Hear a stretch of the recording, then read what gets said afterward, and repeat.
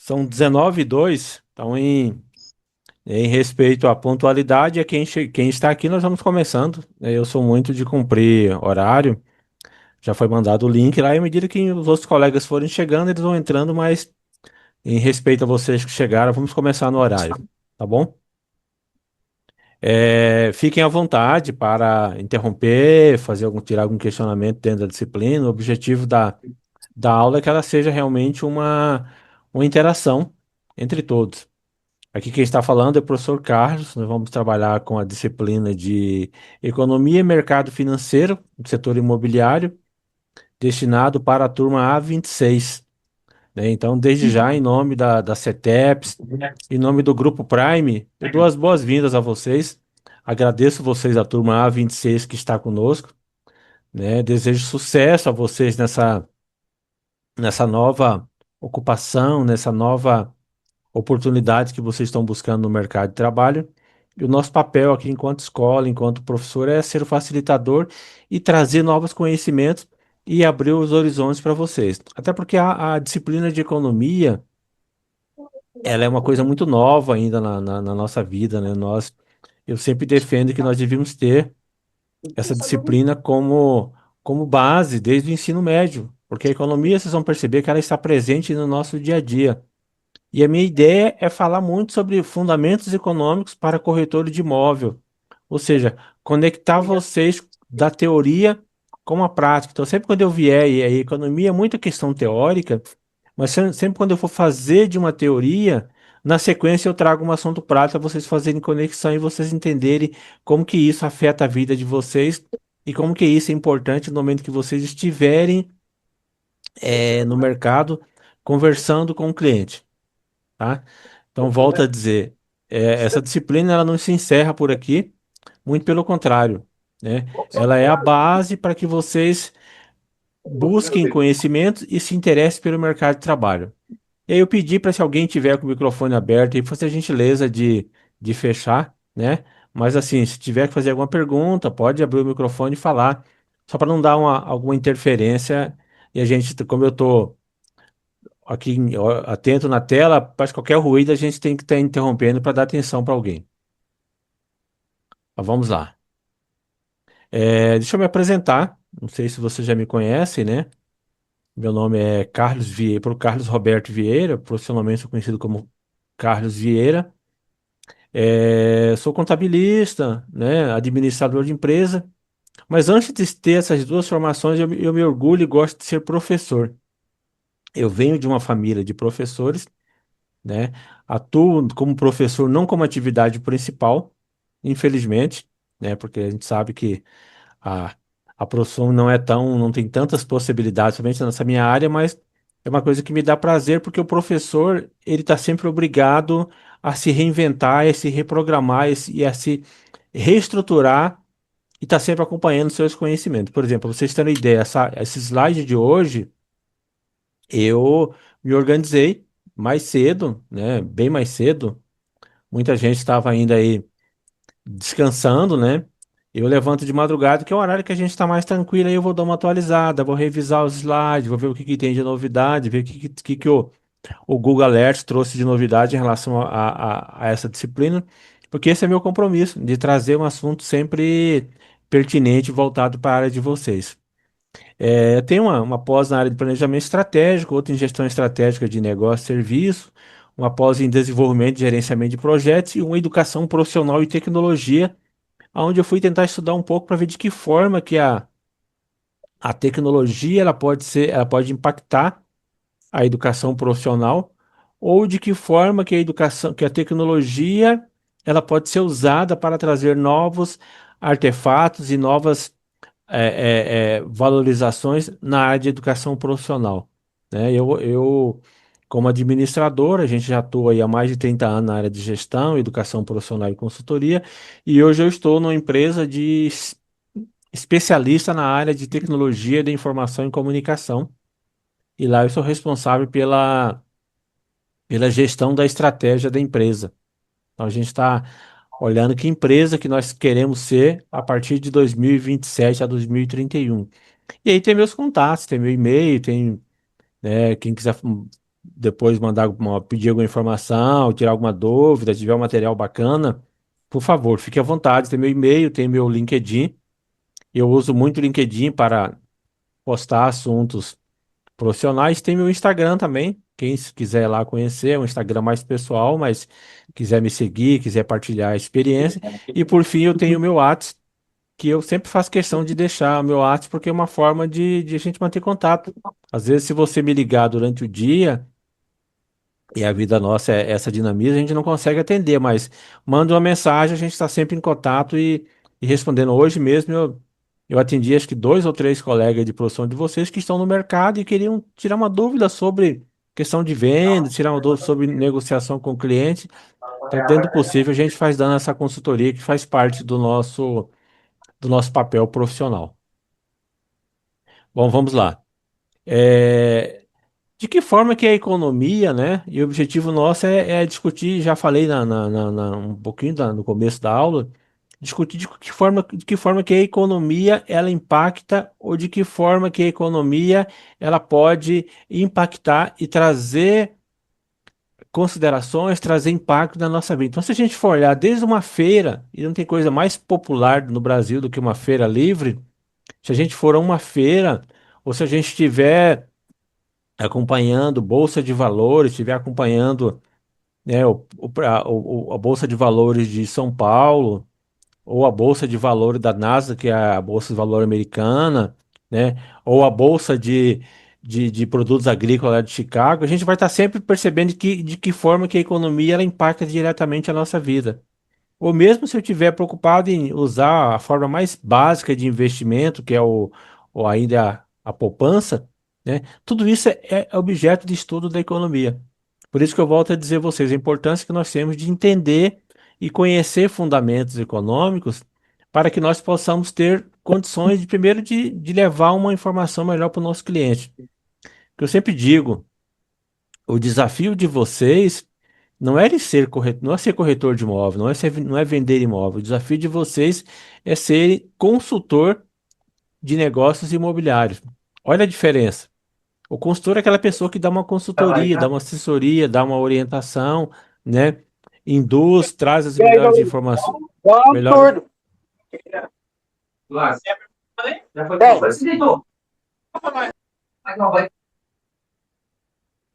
Bom, pessoal, ainda tem gente com o microfone aberto, a gente vai tentar avançar aqui, né? Então, de como é que isso vai impactar a nossa vida. E o estudo da economia e a gente sempre precisa parar, fazer esses parâmetros para dar uma analisada. Quais são as minhas expectativas que eu tenho em relação ao mercado e qual é a minha experiência, né? Qual é a minha realidade. Então, isso serve para toda a nossa vida profissional.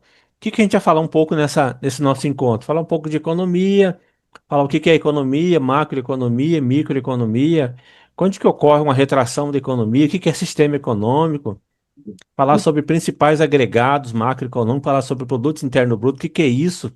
Às vezes a gente ouve isso aí no rádio, na TV, lê numa revista, e a gente não tem muita informação do que isso significa para nós.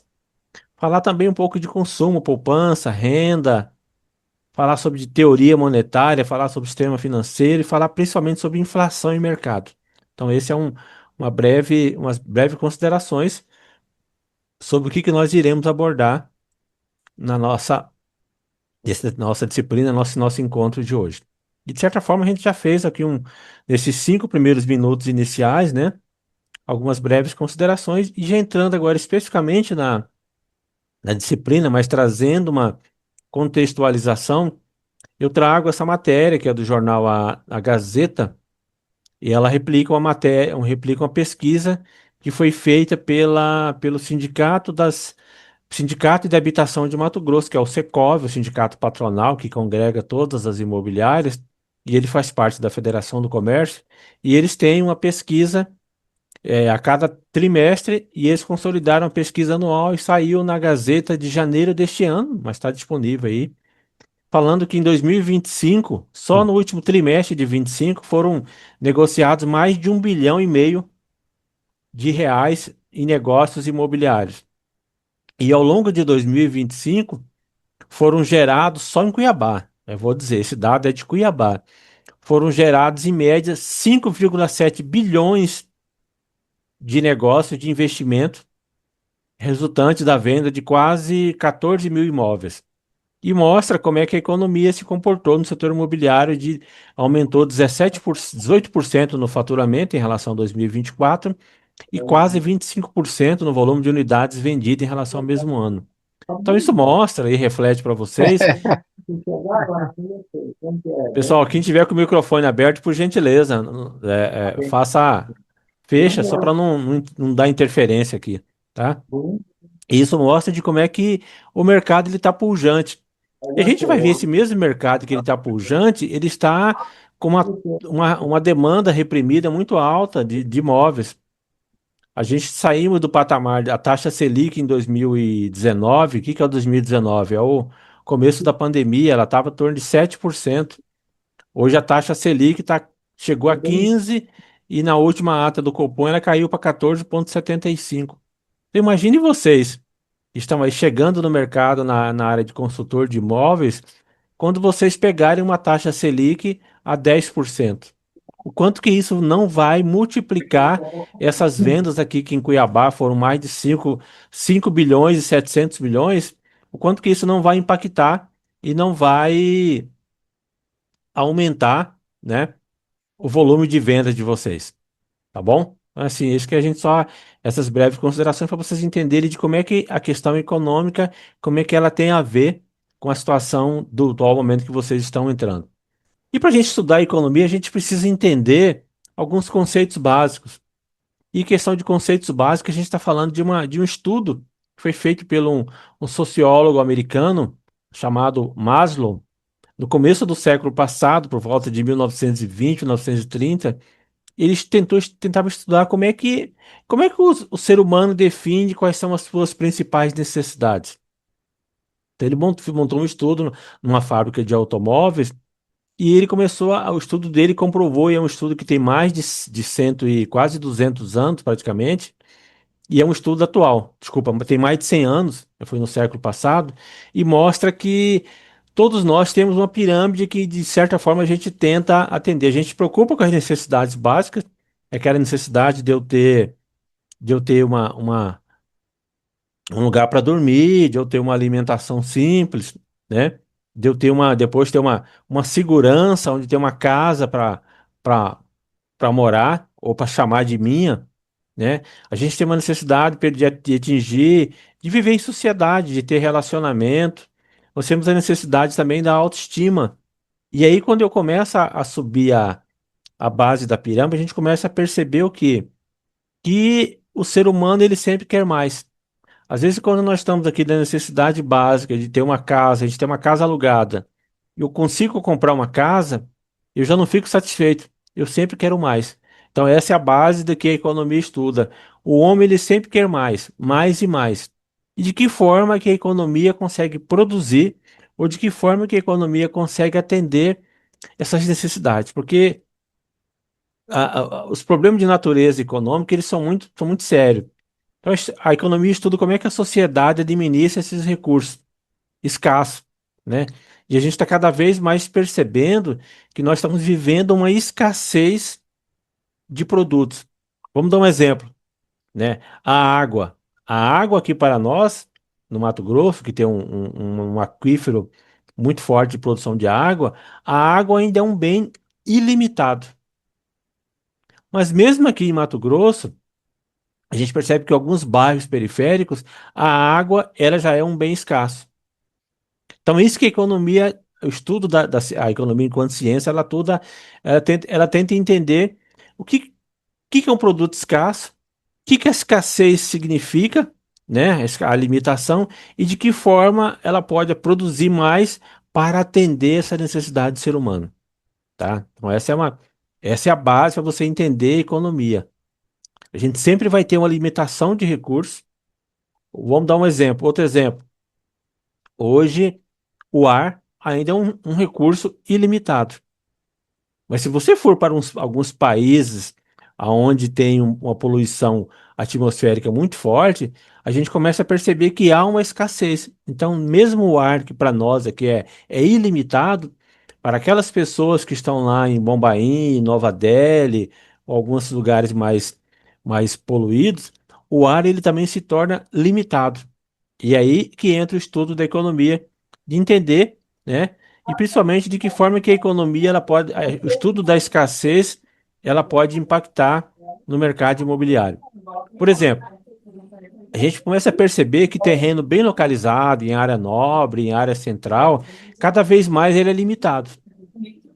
Então, de que forma que você, enquanto corretor, vai estar cada vez mais buscando terrenos bem localizados em áreas nobres, a um preço mais acessível, para atender aquele cliente que quer investir ou atender aquela construtora que quer implantar um negócio imobiliário, mas precisa de um terreno naquela região, né? Ele vou E no cada banheiro vez... fazer xixi.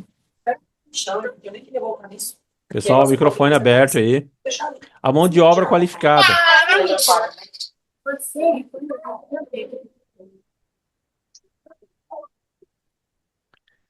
A mão de obra qualificada. Cada vez mais a gente tem percebido que está havendo um apagão de mão de obra.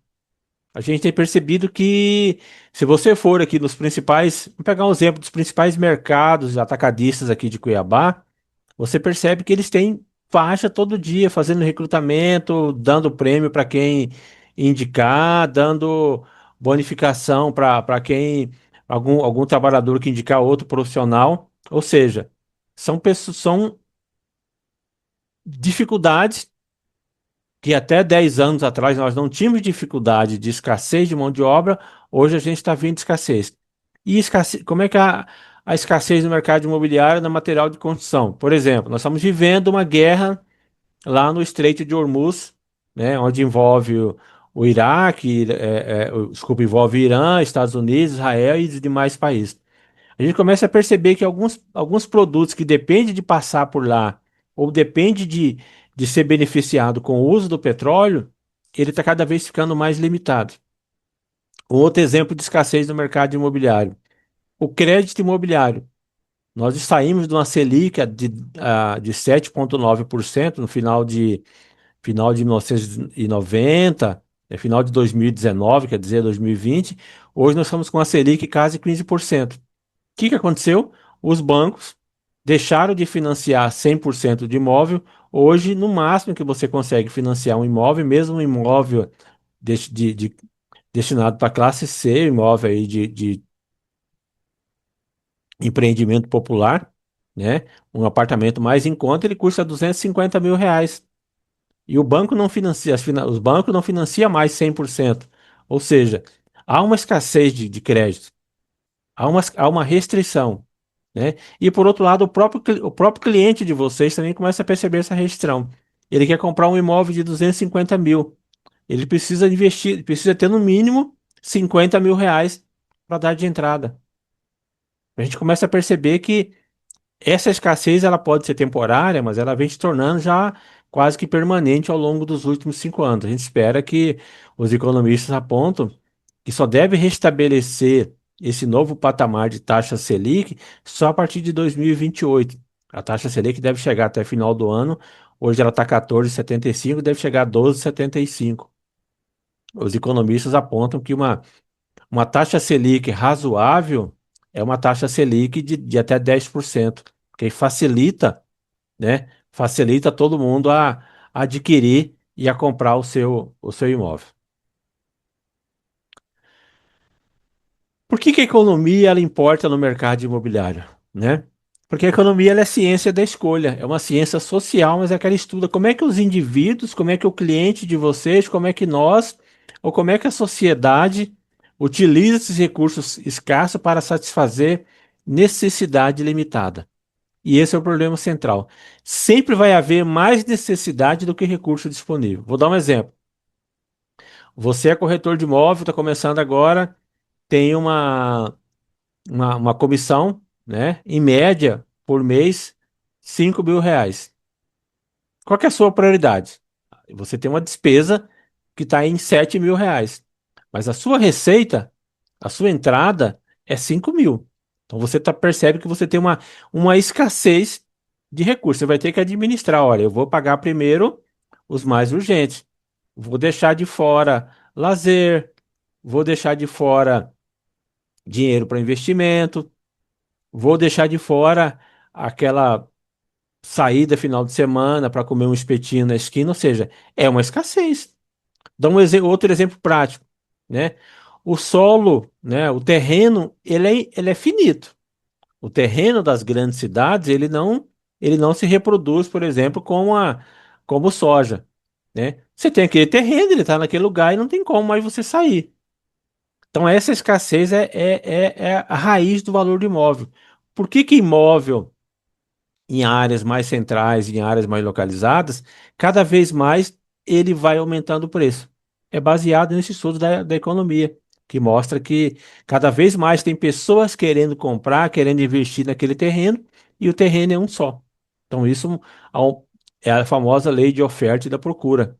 Eu tenho uma oferta de apenas um imóvel e eu tenho uma procura de 10, 15 imobiliárias que desejam aquele imóvel. Qual é a tendência? É o preço subir.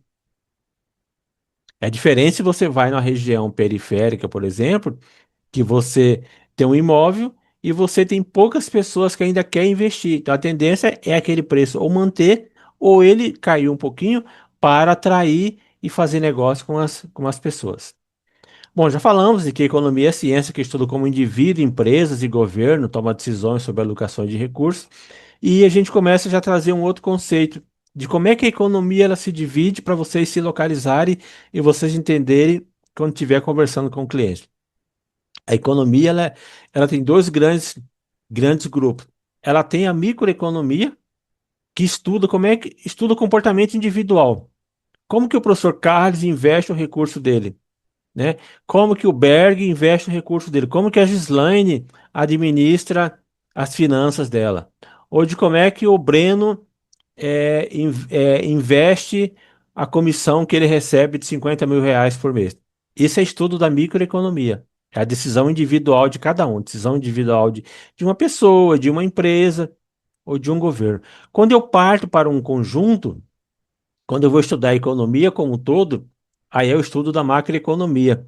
Aí já estou tentando entender como é que as famílias gastam, como é que as famílias investem recursos, como é que as empresas se organizam no momento de retração econômica, ou como é que o governo pensa em cada vez mais em aumentar impostos para fazer face às suas despesas, ou não o contrário, que deveria ser, né? É reduzir a despesa do governo e deixar de cobrar impostos da sociedade, né? Volto a dizer, pessoal, às vezes a opinião do professor é minha opinião enquanto estudioso, né?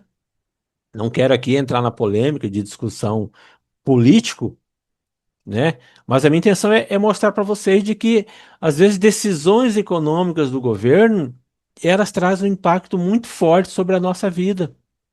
E a gente vai perceber lá nos últimos slides o quanto que mais da metade da população brasileira está endividada.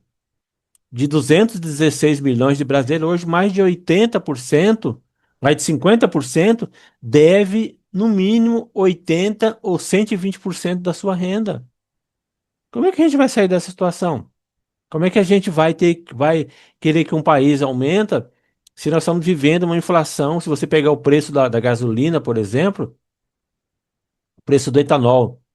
O preço do etanol há 5 anos atrás, vocês pesquisam aí, estava 2,50, 2,80, R$ 3. Hoje o etanol está 4,60 aqui em Cuiabá. A gasolina está 6,20. A gasolina chegou agora, em alguns lugares aqui no estado, a 8, R$ 9. Imagine se essa guerra lá no Estreito de Hormuz, né, ela se perdure por mais 6 meses. Para onde não vai o preço do barril do petróleo? Agora, se ocorrer o contrário, se cair o preço do petróleo de 100 para US$ 30, será que vai cair o preço do combustível? Vai cair? Isso vai impactar na nossa vida? É isso que a gente precisa entender, né, para ver de como é que decisões políticas têm impacto na nossa vida. Bom, já falamos, né, de que os três principais problemas da economia é o que produzir. Então, assim, que bens e produtos que eu vou produzir? Como é que eu vou produzir? E para quem que eu vou produzir? Né? Vou dar um exemplo. É, O que produzir? Trazendo aqui o exemplo para o mercado imobiliário. Olha, eu vou produzir a minha imobiliária, a minha construtora vai produzir imóveis popular voltado para minha casa, minha vida, ou outros programas habitacionais para classe C e D, ou eu vou focar enquanto corretor vender imóvel de alto luxo, que é outro nicho que tem aqui no estado e que a gente percebe que a crise econômica não afeta esse segmento. Também se você olhar as cidades que estão ao longo da 163, 364 aqui, Mutum, Lucas, Sorriso, Sinop, Alta Floresta, se você for aqui ao longo da BR-70, Campo Verde, Primavera, ou se você pegar a 364 aqui voltando para Campo Grande, né? Você tem ali Rondonópolis, tem Coxim, tem Tesouro. São cidades que estão sendo impactadas muito fortemente pelo agronegócio, aonde, por exemplo, Sinop, o metro quadrado de Sinop é um dos metros quadrados mais caros do Centro-Oeste hoje. Então, assim, a crise que nós estamos passando no mercado imobiliário com taxa Selic alta não está afetando, em parte, esse segmento da população. Mas isso é decisão econômica das construtoras, ou decisão da imobiliária, ou decisão sua enquanto trabalho, enquanto profissional de consultoria de mercado imobiliário. Ou eu vou atuar com apartamentos, vou focar em apartamentos ou casas, né? Ou vou atuar só no segmento de fazenda. Então, eu já estou pensando em como produzir.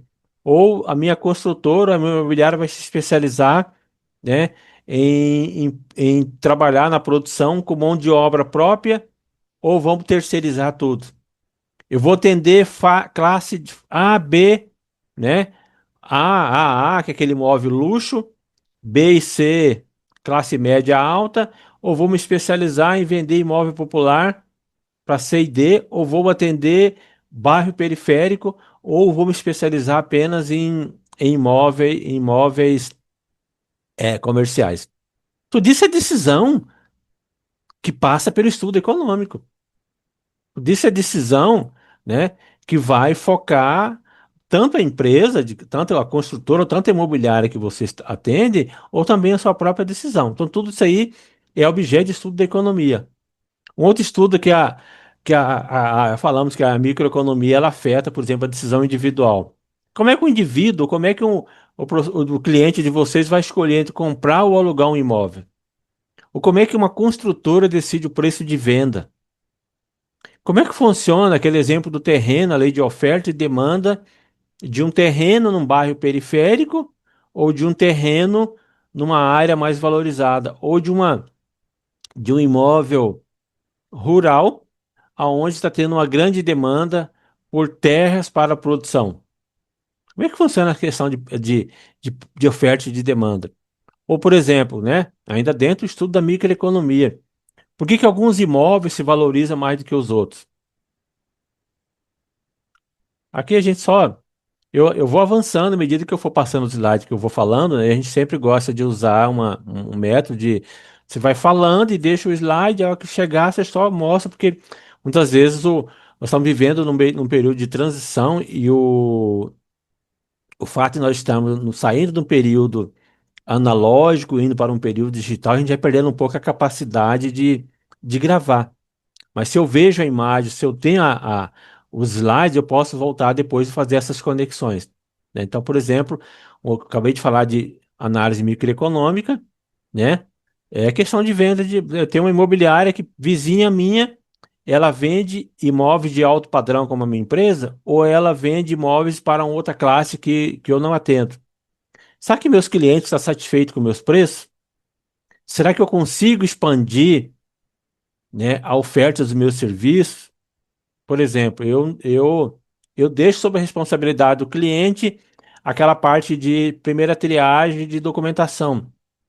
Mas eu percebo que está havendo uma dificuldade muito grande, o cliente tem dificuldade de triar. Então, por que que eu não contrato uma pessoa apenas para atender e dar esse suporte dessa consultoria para o cliente na organização de documentos? Eu não disponibilizo um, um, um link onde meu cliente não precisa vir na minha imobiliária, ele faz o upload, ele salva todos os documentos do financiamento, tira a foto, escaneia, eu dou uma orientação para ele junta, manda no arquivo só e manda para mim. Ou seja, isso é decisão de atendimento, mas é decisão que passa por uma análise econômica. Qual é o custo-benefício disso para a minha imobiliária? E por fim, ainda dentro da questão de estudo dos dois grandes segmentos, de microeconomia e macroeconomia, a macroeconomia ele estuda os grandes agregados econômicos. Por exemplo, o PIB, às vezes a gente ouve isso e a gente não sabe o que que é. O que que é PIB? O que que é, é o Produto Interno Bruto. É a soma de todas as riquezas que são produzidas num país. Por exemplo, o PIB do Brasil em 2025 ele cresceu 3,80 e a tendência agora é crescer 2,26 em 2026, né? A inflação, a gente está percebendo que tá havendo um aumento generalizado dos preços. O mesmo, olha o exemplo do combustível, vou dar um exemplo do mercado, que a gente que vai ao mercado praticamente toda semana, você percebe que os mesmos R$ 100 que você comprava há 2 anos atrás, você vinha com algumas sacolas. Hoje você vem se brincar com uma ou duas sacolas na mão. E, né, os mesmos R$ 100, quanto que vai valer esses R$ 100, por exemplo, até o final do ano? Então, tudo isso é estudo da macroeconomia. Já falamos de taxa de juro. Estamos falando também de outro estudo da macroeconomia, é a taxa de desemprego. Como é que a taxa de desemprego ou a taxa de subocupação dos meus clientes vai impactar na hora de eu fechar um negócio com o meu cliente? Tudo isso é objeto de estudo da economia e eu preciso tá entendendo, né?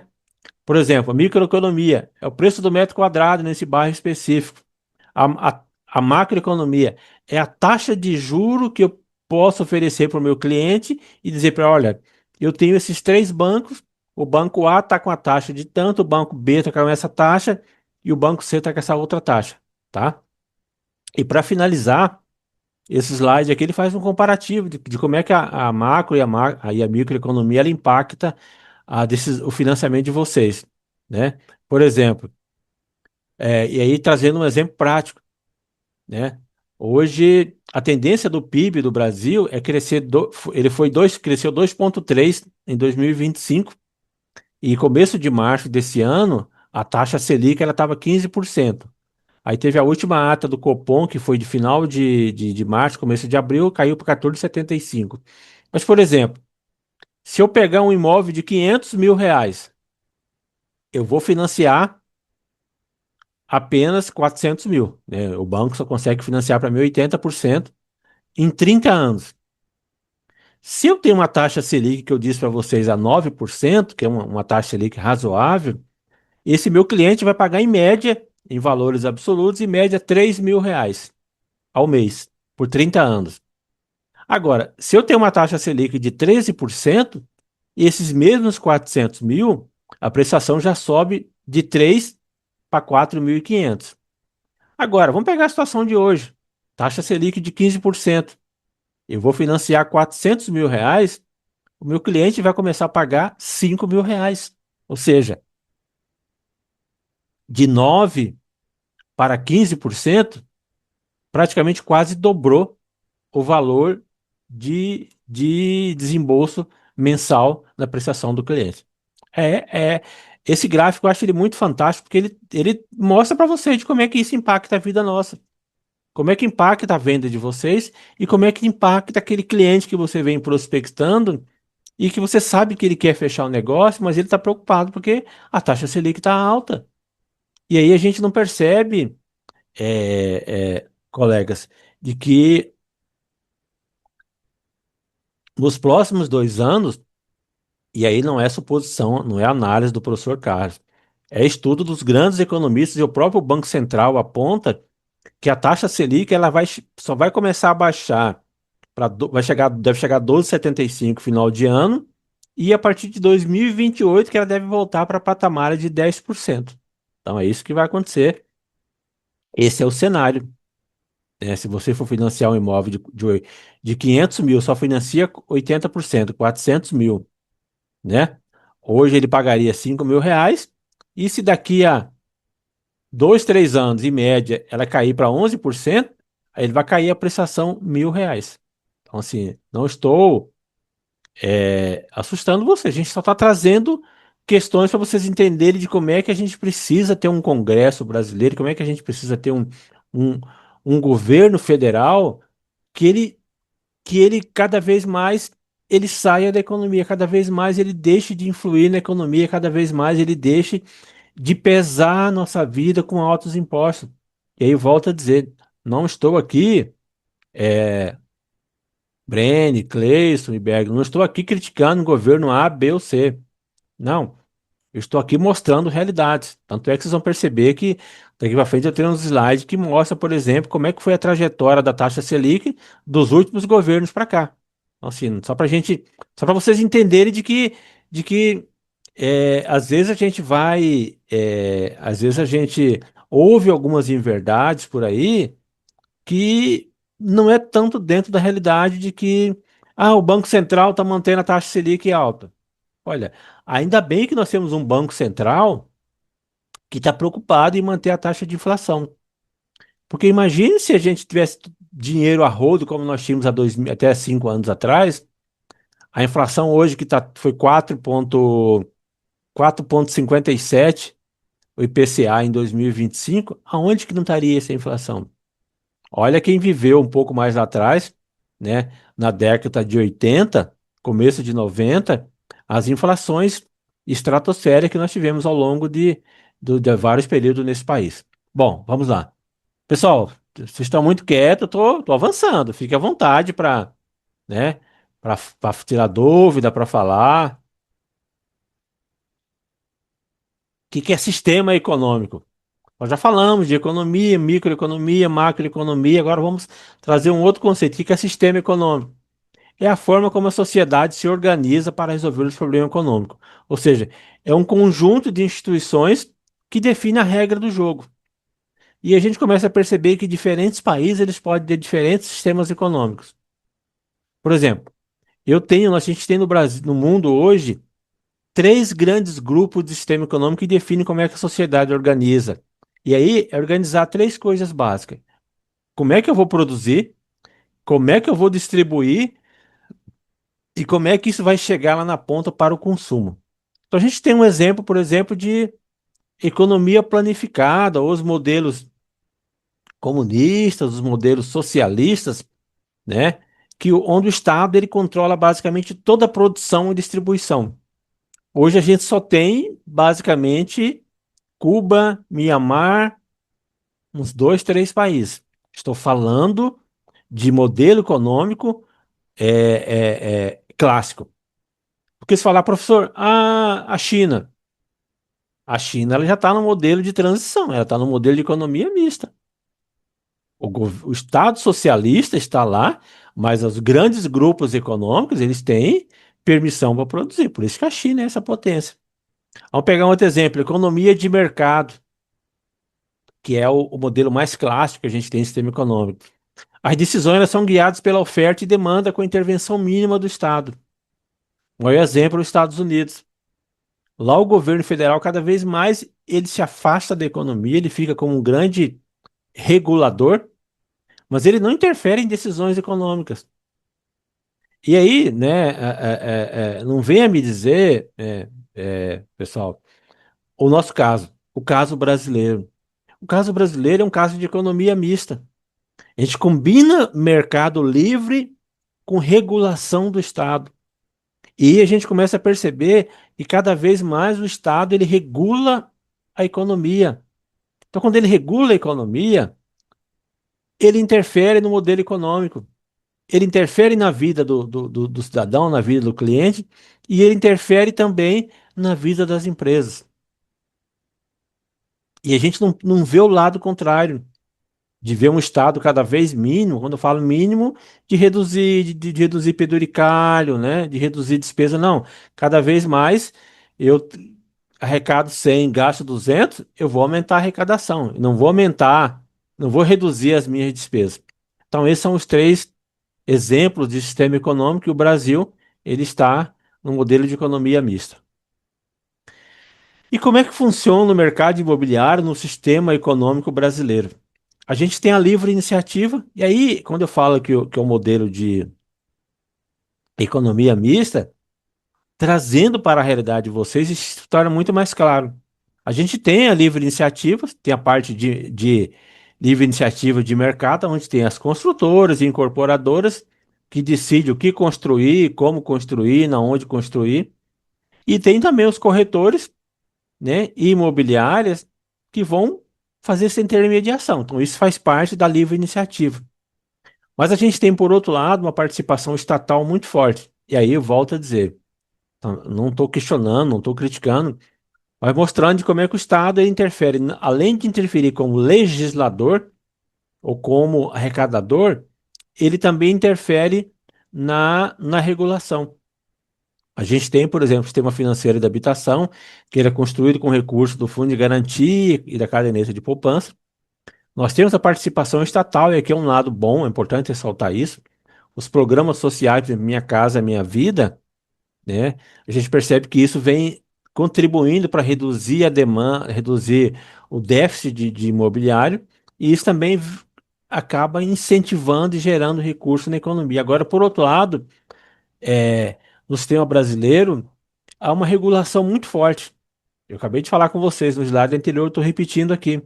O Estado brasileiro, através da Câmara, dos deputados, através do Senado, através do próprio governo, ele vem aumentando cada vez mais a regulação sobre o Conselho Regional de vocês, né? Sobre o agente financeiro, o principal agente financeiro, que é a Caixa Econômica, sobre o Banco Central, com novas leis trazendo e regulando cada vez mais responsabilidades civis, e isso vai impactar diretamente na vida de quem? Na vida do cliente, na vida de vocês e na vida das empresas. Então, esse é o impacto desse sistema econômico de economia mista, de economia mista que nós temos aqui no Brasil, tá? Eu espero que tenha ficado bem claro para você e vamos só já fazer a conexão que a gente começou a falar um pouco de microeconomia, de macroeconomia, né? Falar de agregados econômicos. Então, assim, a gente precisa lembrar, é, às vezes a gente começa a ouvir, por exemplo, a economia vai estar começando a ter uma retração econômica. O que que acontece? O que que é retração econômica? O próprio nome diz. Retração econômica é quando o nível de produção e consumo de um país ele cai de forma consistente. E traduzindo isso para o mercado imobiliário, é queda nas vendas. Olha o cenário que nós estamos aqui começando a perceber no último ano de 2025 e talvez ele deva se perdurar em 2026. Em que pese as vendas aumentaram, em que pese aqueles números que eu trouxe lá de 5,7 bilhões de recursos gerados de vendas no mercado imobiliário, a gente começa a perceber que o gráfico de vendas do mercado imobiliário ele vem caindo. Por quê? O crédito está mais caro, a incerteza econômica afeta as empresas, afeta as construtoras, afeta as imobiliárias, porque não sabe até quando que vai ter cliente com recursos para comprar. Então isso começa a criar um cenário de retração econômica. E a gente começa a perceber que a gente às vezes está começando em alguns trimestres do ano a uma recessão técnica, ou seja, ano passado nós tivemos 2 trimestres que o produto interno bruto brasileiro ele caiu 2 meses consecutivos, né? Ou pode acontecer o aumento do desemprego, em que pese o IBGE está dizendo que a gente está, está diminuindo a taxa de desemprego. Mas a queda do PIB ela ainda não está estabilizada e principalmente o crédito restrito. Os bancos, cada vez mais com a taxa Selic alta, ela está elevando a exigência. A taxa Selic ela é a taxa básica de juro, ela puxa o juro bancário para cima, isso dificulta o acesso e dificulta que os nossos clientes do mercado imobiliário tenham acesso a financiamento. Bom, já falamos, né, de um impacto de recessão no mercado imobiliário.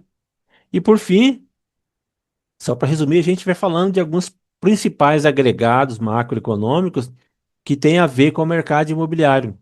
E é importante você entender, porque esses fundamentos econômicos, eles fazem parte do contexto do segmento imobiliário. Então, já falamos de PIB, Isso tem que estar muito claro para vocês o que que é produto interno bruto, qual é o PIB brasileiro. Inflação é o aumento geral e contínuo no nível de preço, e isso acaba afetando no nosso poder de compra. É o desemprego, ou seja, aquele percentual da força de trabalho sem ocupação formal. E aí é importante a gente lembrar que a gente tem vários níveis de desemprego. Tem o desemprego formal, mas tem o desemprego também, aquele desemprego que a pessoa é o desemprego chamado desemprego por desalento. Ele está desempregado, ele procurou emprego várias vezes, não conseguiu, ou ele vai para atuar, né, como livre iniciativa, sem registro, sem empresa, sem nada, ou chamado de desemprego por desalento, que a pessoa cansou de procurar e começa a viver de bico, ou a famosa informalidade. Então, principais agregados macroeconômicos para vocês não esquecerem: PIB, inflação, desemprego e taxa de juro. A taxa de juro é o custo do dinheiro e é definido pela taxa Selic aqui no Brasil, que hoje está em torno de 14,75. Bom, já falamos do PIB, né? Que quando o PIB do mercado imobiliário, quando o produto interno bruto cresce, ele tem mais emprego e mais renda. Se eu tenho mais emprego e mais renda, aumenta mais a demanda por imóvel e por financiamento. Agora, o contrário também, o inverso é verdadeiro.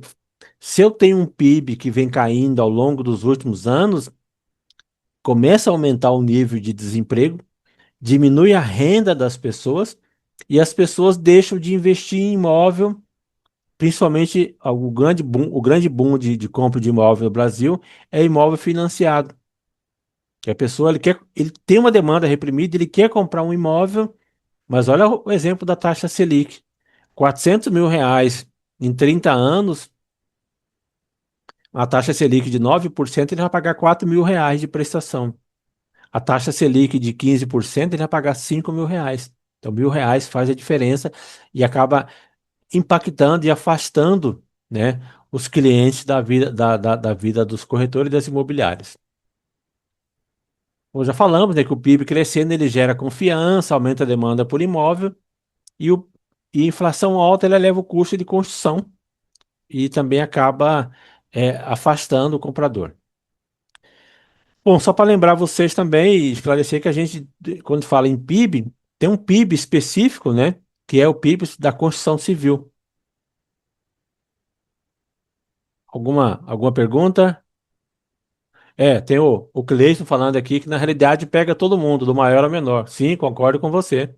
Né? A gente percebe que a, o impacto da inflação, o impacto da oscilação da economia, mas principalmente ela afeta as categorias que ganham um pouco menos. Quem tem um padrão de vida maior, afeta também, mas ele não está tão sujeito. Mas assim, concordo com você, Cleison. O impacto com mais ou menos escala é para todos. Né? É importante vocês também terem muito claro que além do PIB brasileiro, a gente tem um PIB chamado PIB da construção civil, que é um PIB que ele é medido pelo IBGE, e em 2025 esse PIB foi 360 bilhões de reais. Ele cresceu em relação a 2024 quase 2%, e a construção civil é um setor estratégico. A construção civil como um todo, ela gera muito emprego direto e indireto. E o PIB do Brasil em 2024, ele foi quase 12 trilhões de reais, só para trazer o número para esclarecer para vocês. Bom, falamos de economia, principais fundamentos, de retração da economia, né, os pilares básicos da economia. Eu vou falar um pouco sobre uma coisa que também está muito afeto à área de atuação de vocês. Falar sobre consumo, poupança, renda, nível de atividade. Toda renda que vocês recebem aí, independente se você ganha mais ou menos, ela tem duas grandes destinações. Ou você, vamos supor, pegar o exemplo aqui do próprio, quem que eu estou vendo aqui? O Ribeiro. O Ribeiro, esse mês ele teve uma comissão de 50 mil reais. Tá bom para você 50 mil? Ele teve uma comissão de 50 mil reais. Então esse é a renda dele. Como é que ele vai destinar? Ele vai destinar parte dessa renda para o consumo, para pagar a despesa deles, o custeio dele, da família, mas ele vai também tirar parte para investimento. Então, essa é a relação entre o, para onde vai a renda nossa. Ou ele é consumo, ou é poupança. E esse equilíbrio determina o nível de atividade econômica e principalmente a dinâmica do setor imobiliário. Ou seja, se eu recebo a minha renda, né? Tudo que eu ganhei é minha renda. Se eu gastei mais, ou se eu gastei tudo, eu estou impulsionando o segmento da economia que é voltado para o consumo. Agora, se dos 50 mil que o Ribeiro recebe, ele vai conseguir tirar no mínimo 20 mil reais para investir, ele vai transformar isso em capital produtivo, ele vai guardar parte dessa renda para o futuro e ele vai direcionar esse dinheiro em investimento de banco e esse investimento vai voltar para a economia, também impulsionar outros tipos de financiamento. Ou seja, quanto maior a poupança das famílias, maior a disponibilidade de recursos para financiar a compra de bens e imóveis. Essa é a lei, né? Quanto mais eu tenho poupança, eu pegar a poupança do Fundo de Garantia do Tempo de Serviço, quanto mais eu tenho poupança de investimento das famílias que estão poupando, das empresas que estão poupando no banco, mais o próprio sistema financeiro ele tem uma reserva para ter esse dinheiro e reemprestar esse dinheiro para principalmente para o mercado de construção civil. Essa é essa é a dinâmica, né, que move a sistema econômico como um todo. Bom, já falamos de poupança, né, falamos sobre relação entre consumo e poupança, e falamos também, né, de basicamente o que as pessoas fazem com a sua poupança. Então, falamos de que renda é aquilo que ele consome ou poupa, né? Agora vamos falar sobre, quando falando de poupança, é investimento. A caderneta de poupança, a antiga que a gente conhece, é um tipo de investimento. Quando a gente fala poupança, é o investimento como um todo. Ou seja, é aquele dinheiro que eu guardo lá em taxa Selic, em letras do Tesouro, ou em investimento, em bolsa de valores, né? Ou investimento em CDI, investimento em renda fixa. Ou seja, tudo isso é dinheiro da poupança que ele vai transformar em investimento produtivo e esse dinheiro ele é importante para ter um fluxo no mercado imobiliário, né? Por quê? Se eu tenho uma alta taxa de depósito bancário, investimento em poupança, em CDB e outro tipo de renda, isso vai financiar o empréstimo e vai financiar o crédito imobiliário dos bancos. Vai financiar, se eu tenho investimento em imóvel, né? A compra de imóvel ele serve como uma reserva de valor, uma geração de renda também para como renda futura, aumenta a minha renda do aluguel. Ou eu posso investir também em mercado de capital, fundos imobiliários, ações de títulos públicos. Esses são alguns dos exemplos de investimento, né? E é importante vocês estarem atentos de como é que está se comportando esses três tipos básicos de investimento, para vocês terem, inclusive, argumento na hora de estar negociando com o seu cliente. Pra vocês estarem antevendo, por exemplo, de como é que vai se comportar a economia do Brasil ano que vem, se o PIB vai, se o PIB vai aumentar. Ou, pegar um exemplo, esse ano é um ano de eleição. O que os pretensos candidatos a deputado, a senador, a governador, a presidente estão falando em relação a estimular o investimento produtivo? Ou estão falando em estimular, né, e abrir novas frentes de recurso para o segmento imobiliário? Isso, às vezes, diretamente não tem nada a ver com a aula de economia. Mas são impactos econômicos que vai impactar, são impactos que vai afetar diretamente a situação econômica do cliente, a situação econômica da imobiliária, né?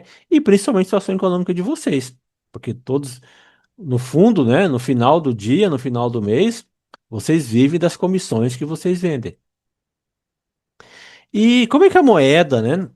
A gente vai trazer um novo conceito que faz parte do nosso dia a dia, de como é que a moeda ela é usada na economia. E a gente já está praticamente com uma hora de aula, a gente vai ter mais de uma meia hora, porque são assuntos que são pertinentes. A gente vai conduzindo com muita tranquilidade para que esse assunto fique muito claro na vida de vocês. A função básica da moeda.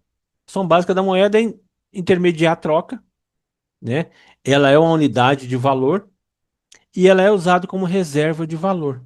Quando eu falo moeda, é a renda, é o dinheiro que eu recebo, é a comissão que eu vou receber, o Ribeiro vai receber final agora, começo do mês de maio, os R$ 50.000 de imóveis que ele vendeu agora no mês de abril, né? Então essa é a moeda que ele vai ter. Como é que ele vai usar?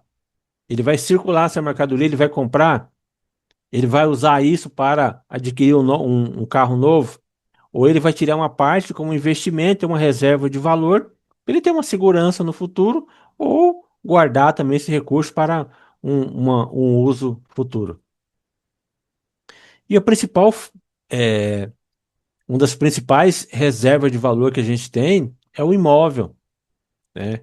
Em que pese ainda não ser muita tradição no Brasil, o investimento em imóvel, a gente começa a perceber que está havendo mesmo com toda a restrição de crédito, mesmo com o PIB alto, com restrição de, de financiamento, a moeda, né, o dinheiro, em cenário de inflação, ele perde o valor muito rápido. Olha o exemplo que eu disse lá de você pegar R$ 100, começo de janeiro desse ano, e agora, começo de maio, você ir com os mesmos R$ 100, a quantidade de produto que você vai comprar. Você vai comprar bem menos. E o imóvel, não. Ele é visto como uma reserva de valor mais estável. Então, esse é um argumento que você pode usar também para convencer aquele seu cliente de comprar. O imóvel ele protege o patrimônio contra a inflação. A tendência do imóvel ele é sempre se valorizar ao longo do tempo. Ele pode gerar uma renda extra e é um ativo, ou seja, um patrimônio durável. É diferente, por exemplo, de um investimento especulativo na bolsa de valores ou um investimento em dólar que eu estou sujeito a variações de mercado. Por exemplo, né, nós tivemos um período muito alto de hiperinflação no Brasil em 1980, 1990, e o grande ganhador foi quem tinha imóvel investido como garantia, né? Bom, já falamos, né? Vamos só dar uma revisada nesse aqui. Esse aqui já comentei lá atrás. O sistema financeiro brasileiro ele tem quatro grandes mercados. Eu tenho o mercado monetário, que é operação de taxa de juro, investimento, é o mercado de crédito, e aqui é o mercado de crédito onde está fortemente amparado o mercado imobiliário. O mercado imobiliário ele vive basicamente 70% do dinheiro que circula é dinheiro de financiamento, então ele está afeto ao mercado de crédito. A gente tem o mercado de capitais, que é aquele mercado de valores imobiliários negociado entre empresas ao longo do ano, e o mercado de câmbio, né? Que é um mercado onde se troca intermediação financeira e troca vou investir em dólar, vou investir em ien, né? Ou vou investir em libra. Então, isso faz parte da, do estudo da economia do mercado de câmbio. Nós já falamos também dos principais agentes do sistema financeiro, né? E a gente vai falar rapidamente, e lá na frente eu vou voltar a reforçar o papel do Banco Central, que é importante a gente reforçar um dos principais agente do sistema financeiro que nós temos hoje é o Banco Central. Hoje nós temos um Banco Central que ele é independente, que ele é os diretores do Banco Central, eles são indicados pelo governo, mas a partir do momento que eles são aprovados no Senado, são sabatinados e aprovados no Senado Federal, eles têm uma estabilidade. E eles tendo essa estabilidade, eles estão livres, entre aspas, para realmente cumprir o papel que o Banco Central faz. E por isso que, às vezes, alguns deputados, alguns governantes criticam, né, a taxa Selic alta. O Banco Central segura, o Banco Central não quer reduzir a taxa Selic, mas isso tem uma explicação. Porque se o nível de endividamento brasileiro, tanto do governo como das empresas, das pessoas, está tão alto que, se cada vez mais ele não controlar o acesso ao crédito, olha aquela figura que eu apresentei lá atrás. A, A intenção de, a intenção de consumo, ela é nata do ser humano. A gente sempre vai querer consumir. Tendo dinheiro, o ser humano ele sempre vai consumir. Por isso que o Banco Central ele segura um pouco a taxa Selic lá em cima para dar uma regulada na inflação. Senão a gente voltaria nos patamares da década de 1980, 1990, nós tivemos inflação de mais de 80% ao mês. Quem tem um pouco mais de experiência lembra disso. Então, basicamente, é controlar a inflação e regular e fiscalizar os bancos. E nesse regular e fiscalizar os bancos, né, aqui a gente traz um outro assunto que também faz parte da economia e faz parte também da disciplina de economia voltado para corretor. É o chamado Fundo Garantidor de Crédito. É uma entidade privada mantida pelos bancos e a função básica dele é proteger depositantes e investidores, garantindo devolução de até 250 mil em caso de quebra, né? Não vou entrar muito na discussão, só trouxe uma manchete aqui, ó. Todos nós estamos acompanhando aí o Banco Master, que foi liquidado recentemente, o Banco Master e outras corretoras menores, né?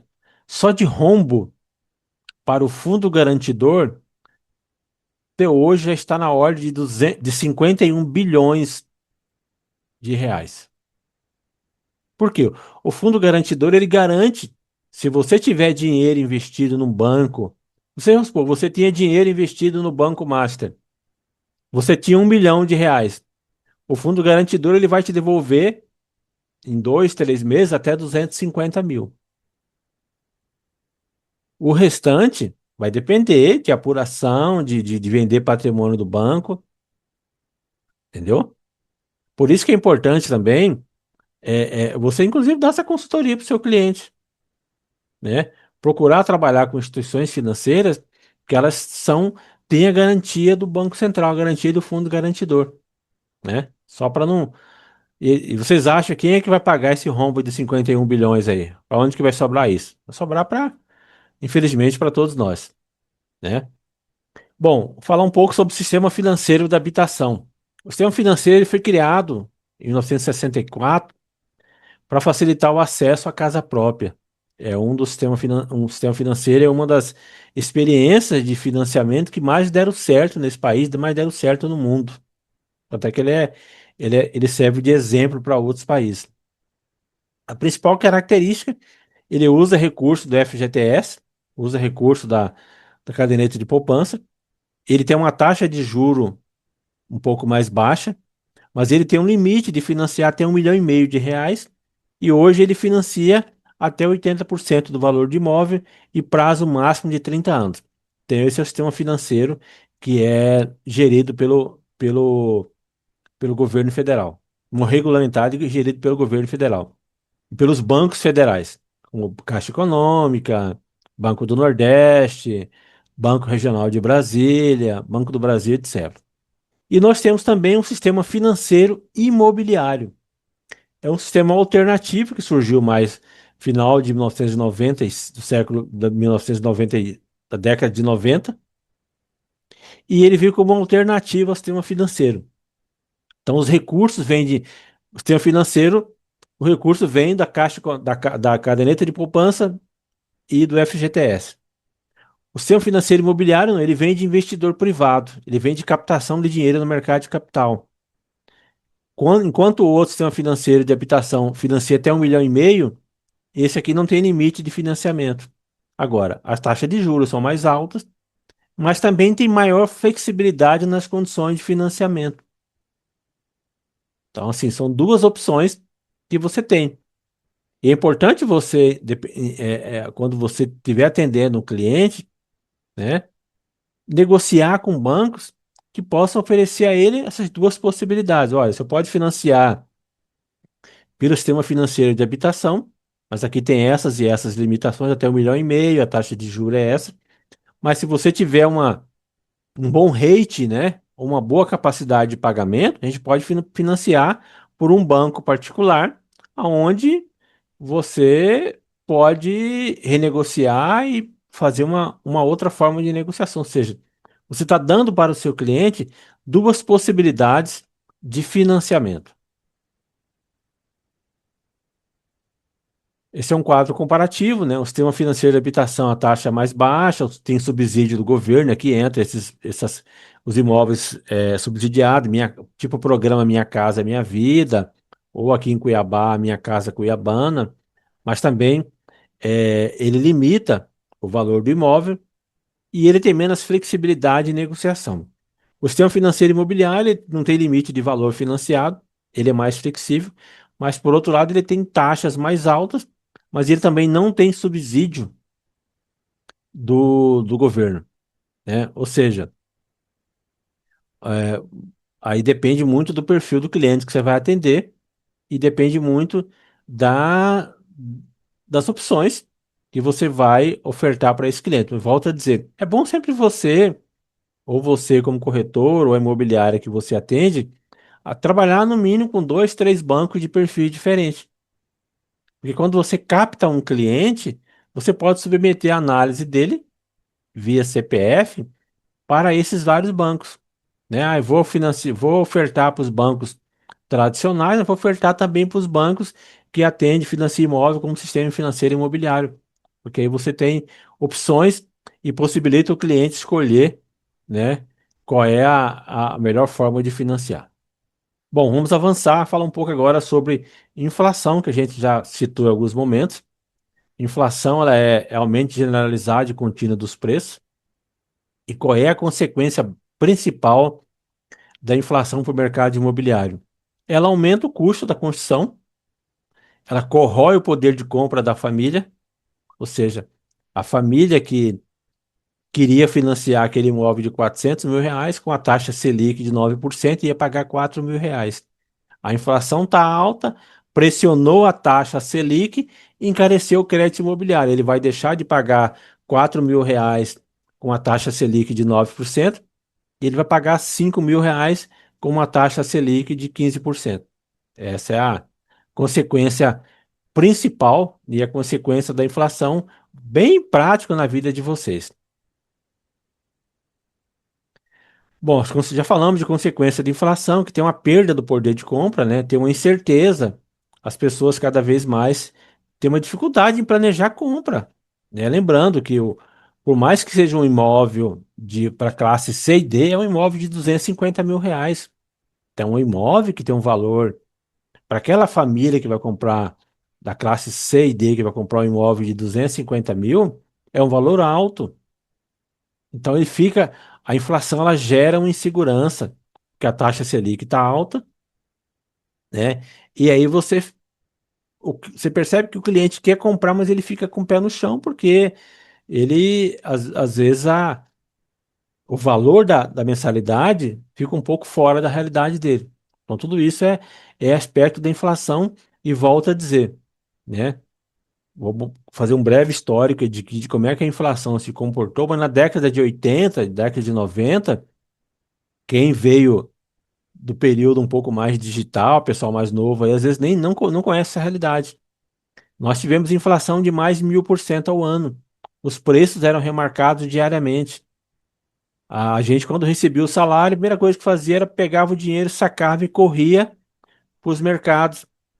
Porque se você deixava de comprar uma mercadoria hoje, fosse comprar amanhã, amanhã essa mercadoria já custava muito mais.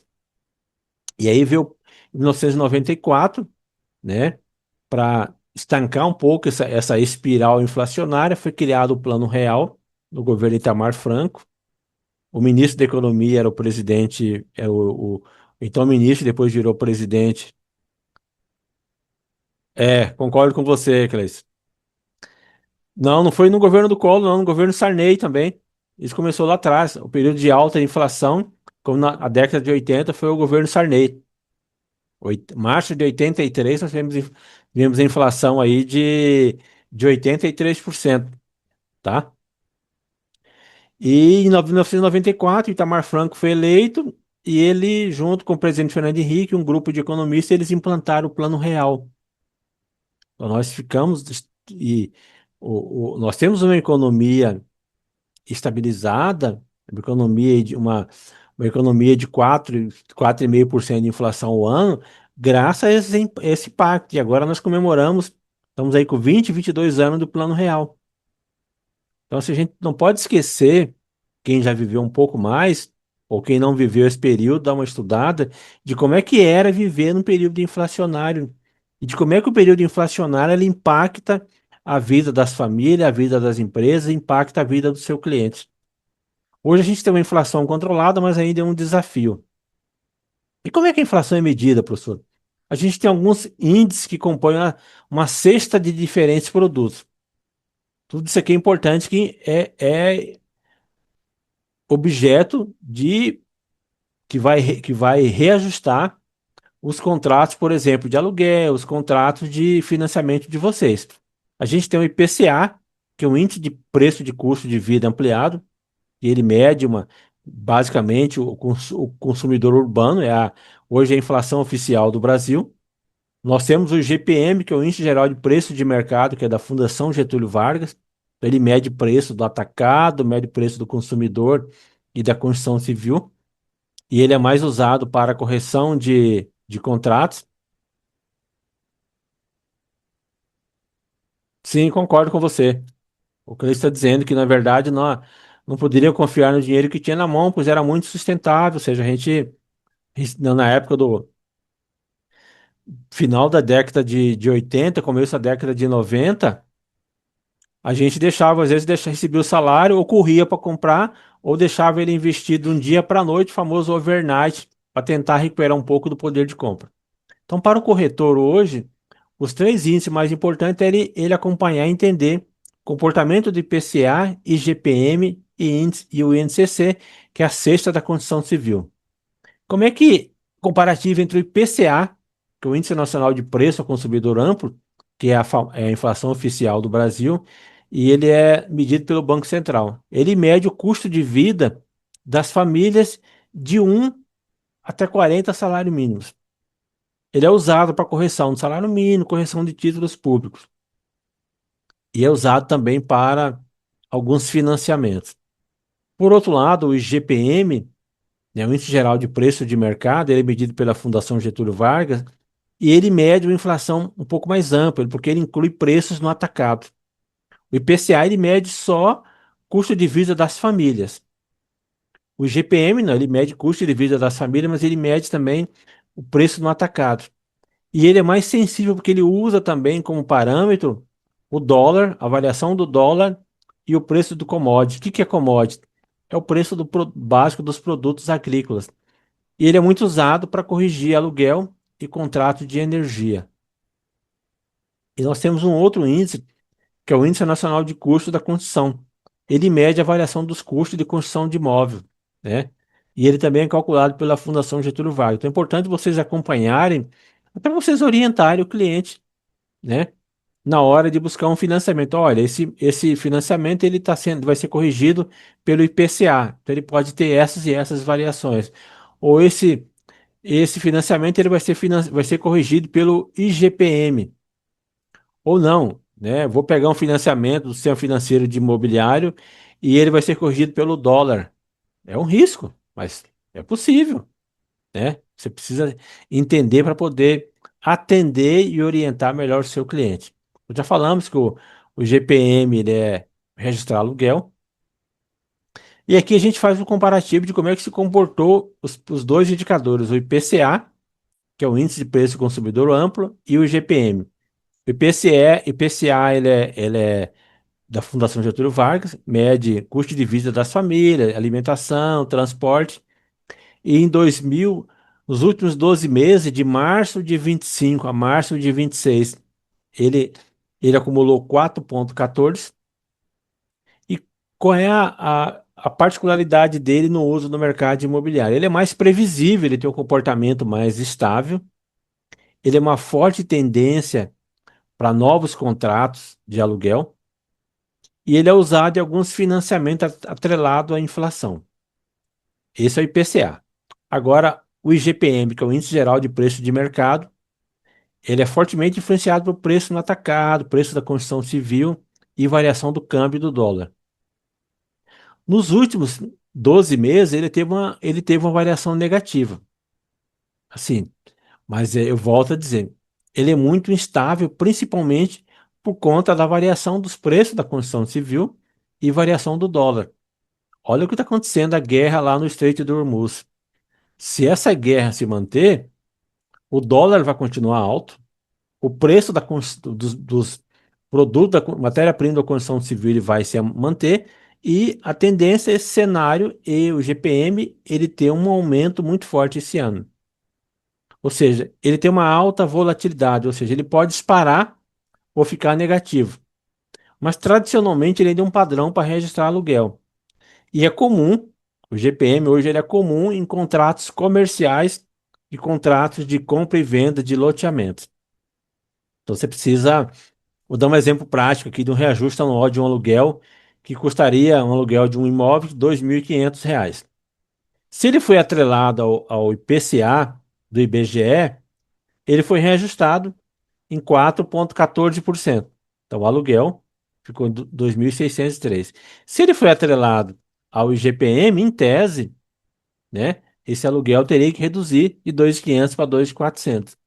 Assim, só para vocês entenderem de como é que na prática isso pode ser aplicado, pode ser usado, ou de que forma que você vai orientar o seu cliente a comprar um imóvel financiado com base no IPCA ou com base no IGPM. Como é que a gente vai saber qual é qual é a melhor forma de orientar o cliente, professor? É estar estudando, é estar acompanhando, é estar investindo aí meia hora do seu tempo por dia para acompanhar, para estar estudando, estar analisando tendência, analisando o comportamento da economia, analisando o que que os economistas, o que que a ata do Copom, que é o Conselho de Política Monetária, ele está apontando para o próximo semestre desse ano, porque você vai ter informações e quem tem informação tem poder para poder, inclusive, na hora de conversar e negociar com o seu cliente. Né? Qual é a tendência? Eu tinha mostrado daqui a pouco, já vou adiantar qual é a tendência, por exemplo, ainda para esse 2025, 2026.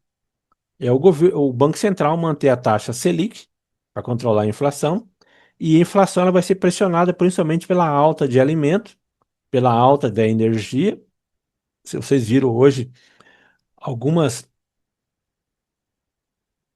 concessionárias de energia estão querendo aumentar a energia em até mais de em 20%, e pela alta do dólar. O que que combate a inflação? É aquilo que eu falei com vocês, é a estabilidade da taxa Selic, é a taxa básica da economia brasileira. Ele é o principal instrumento para controlar a inflação.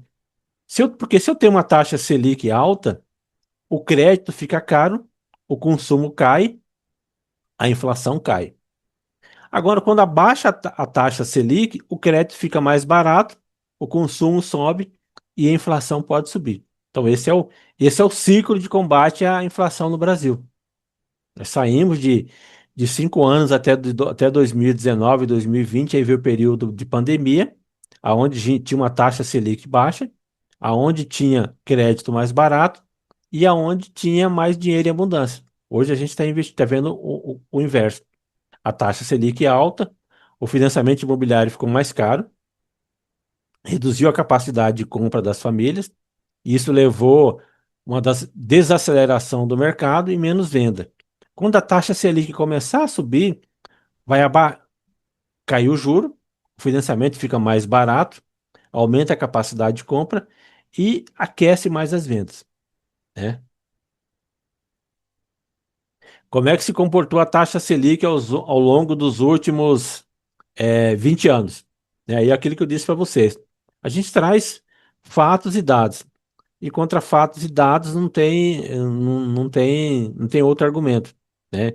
Independente dos últimos governos, de 2006 e 26 até 2026, por exemplo, nós tínhamos, em janeiro de 2006, nós tivemos uma taxa Selic anual de 17,25.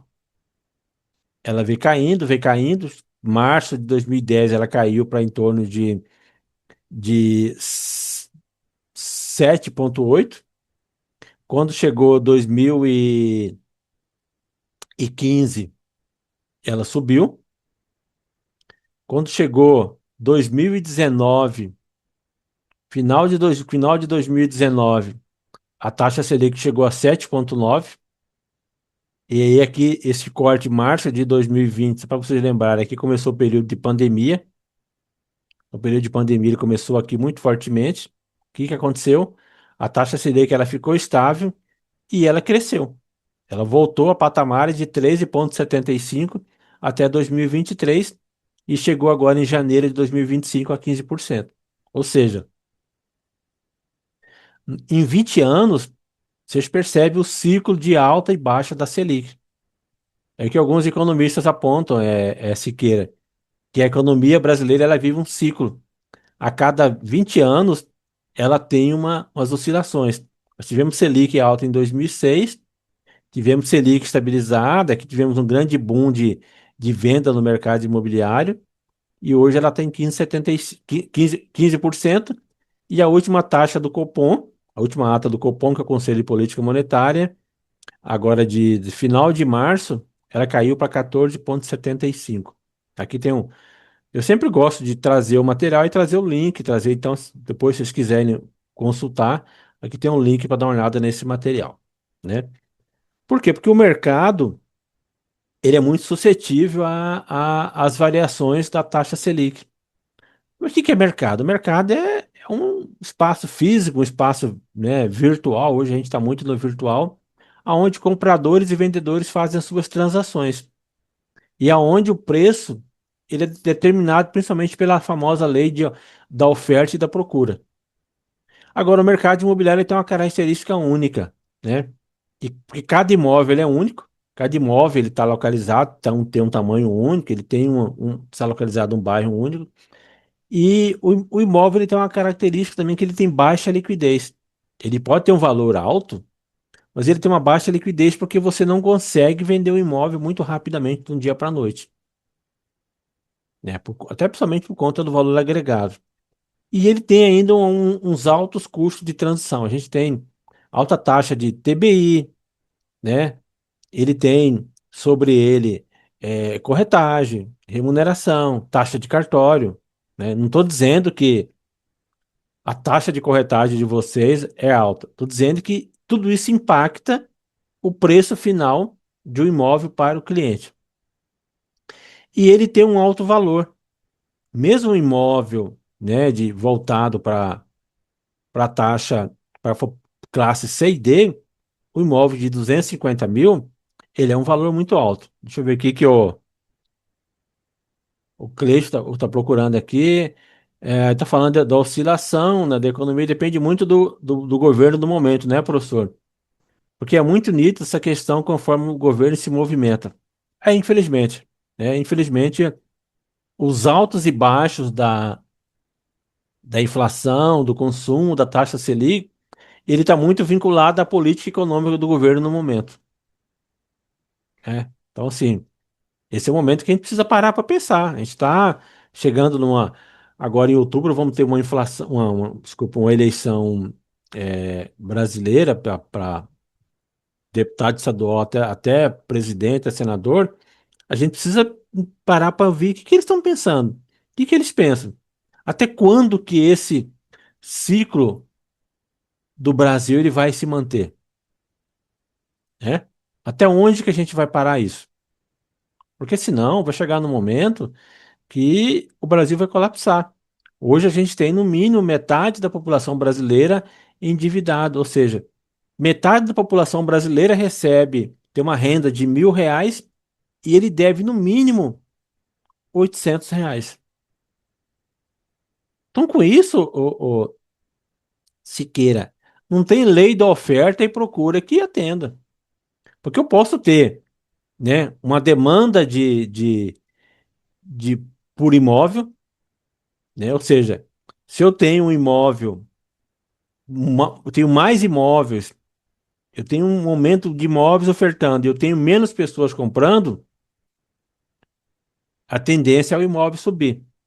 Agora, se eu tenho o contrário, se eu tenho uma oferta grande de imóvel, mas eu tenho poucas pessoas com condição de comprar, que é esse momento que a gente está vivendo agora, a gente começa a perceber que os preços ou eles vão ter que, ou vão estagnar, ou vão cair, coisa que não acontece do dia para a noite, ou o comprador ganha o poder de negociação. E que fator que o comprador vai querer negociar nesse momento que a gente está vivendo? Ele vai renegociar a taxa de juro, vai querer que você oferte para ele várias opções de crédito diferenciado, né? Ou você, por exemplo, a sua imobiliária dizer, olha, não, tudo bem, vamos então negociar a taxa de cartório. Ou, né, para fechar esse imóvel, eu vou abrir mão, em comum acordo com a minha imobiliária, eu vou abrir mão de 0,5% da minha taxa de corretagem. Não sei. Tudo isso é, tudo isso é momentos que a gente vai precisa aprender para negociar. Porque senão, às vezes, a gente quer vender, mas não consegue comprar. Não consegue, desculpa. Quer vender, mas o nosso cliente ele não consegue comprar, né? Porque tem uma diferença muito clara. Eu tenho o preço do meu imóvel, aquele montante financeiro registrado na escritura, é o que está no contrato. Mas será que esse preço do meu imóvel é o valor que o meu cliente tem interesse ou ele consegue pagar, né? Tem uma frase muito forte desse investidor americano, o Warren Buffett, que preço que você paga, valor o que você leva, ou seja, o preço é o preço que o cliente quer vender, mas o valor é aquele valor que o cliente consegue pagar. Então, esse é o momento da negociação. E aí, por isso que entra vocês, enquanto profissional do mercado imobiliário, para dar essa consultoria e fazer essa negociação junto com os clientes. Bom, avançando um pouquinho mais,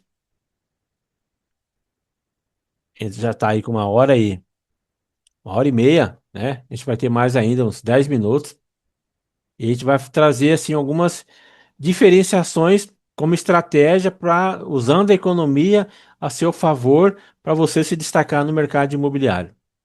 Para você, né, fugir um pouco e poder dar uma consultoria melhor para o cliente, talvez você possa pensar em especializar um nicho de atuação. Olha, eu vou atuar em apartamento de luxo, atuar em imóvel rural, imóvel comercial, ou vou especializar em atender apenas os bairros de determinada região. Vou construir uma marca pessoal muito forte, vou investir em marketing digital, vou construir em marketing de relacionamento, vou investir, né, em, em oferecer um atendimento diferenciado para o meu cliente. O meu cliente ele vai comprar de mim e ele vai falar bem de mim para outros clientes. E é bom lembrar disso, que a gente vai conversar isso lá na disciplina de vendas, na disciplina de marketing, que 15% das vendas futuras vocês vão fazer por conta de referência de negociações que vocês fizeram hoje. Às vezes não é nem venda. Às vezes o cliente me procurou, o visitante me procurou, eu dei um bom atendimento, e a cada 15, 20 dias eu mando uma informação para ele do imóvel e ele acaba que ele nem compra de mim. Mas quando alguém procura para ele, se ele tem alguma referência de profissional do mercado imobiliário, ele vai dar o seu nome. Por quê? Porque você ofereceu um atendimento excepcional. Você tem um marketing digital e uma presença online muito forte. E você, principalmente, você domina economia e mercado. Por isso que a disciplina de economia é importante. Os fundamentos teóricos da economia são importantes para vocês terem embasamento e para abrir os olhos de vocês de como é que o entendimento dessa área da economia, que às vezes está distante da vida da gente, Kimberly, ela faz parte do nosso dia a dia, né? Porque o corretor que ele não se diferencia, que ele não preocupa em construir uma marca pessoal, oferecer um atendimento excepcional, investir em marketing, ou principalmente conhecer, ter noção e conhecer economia e mercado, ele compete apenas por preço. Ele não compete por serviços de consultoria. E onde que o corretor de imóvel, onde que o profissional de TTI, ele se encaixa num mercado de concorrência, né? Ou seja, tem muitos concorrentes, tem muitos profissionais concorrendo no mercado, você pode se diferenciar. Você pode criar uma marca, um serviço diferenciado. Você entende de macroeconomia, você está dominando, né? Quando você vai conversar com o cliente que vai comprar, ou cliente que você está captando um imóvel para vender ou para alugar, Você começa a conversar com ele sobre fundamento da economia, sobre taxa Selic, sobre inflação, né? Você mostra para ele que, olha, o momento bom de comprar é esse, porque você sabia que a última ata do Copom, ela está apontando que para ano que vem a taxa Selic, em vez de diminuir, vai aumentar. Ou você precisa entender de microeconomia, você precisa entender de valor de imóvel, precisa entender de decisão de compra, o que que leva uma pessoa a decidir a compra de um imóvel. E isso passa por entender economia, né? Porque um corretor que entende de economia, ele assessora melhor o cliente, ele antecipa tendências, por exemplo, de o PIB está crescendo, então se o PIB está crescendo, a taxa Selic está caindo, vai ter uma demanda por novos, vai ter mais pessoas querendo comprar. Olha, esse valor, esse está dizendo que esse imóvel está alto, mas ele está situado numa região que mais cresce do estado, uma região que mais tem uma demanda por aluguel, uma região que é uma fronteira de crescimento com vocação de pecuária de corte ou investimento em agrícola de soja ou de algodão. Ou seja, você demonstra, né, que o conhecimento de economia ele se torna uma vantagem competitiva para você. O Cleiton, qual o melhor caminho para um corretor iniciante? Olha, eu entendo, né, que o melhor caminho é isso, você entender os fundamentos de economia e você começar a ver qual é o nicho que você vai mais se identificar. Às vezes, no momento, não dá para você se especializar no nicho. Aí você começa a dominar melhor alguns caminhos para dizer, não, eu vou focar nisso aqui, ou eu vou ficar aí um ano atendendo todos os segmentos para eu entender, para eu me especializar melhor, e aí eu vou definir aquilo que eu mais tenho domínio, né? Assim, não dá para dizer qual é o melhor, depende muito de você. Eu faria o desafio contrário. Entenda o mercado, conheça principalmente de economia, conheça de negociação, conheça de marketing, conheça de vendas, e isso vai direcionar a sua forma de atuação. Bom, estamos finalizando, pessoal. Mais 5 minutos de paciência.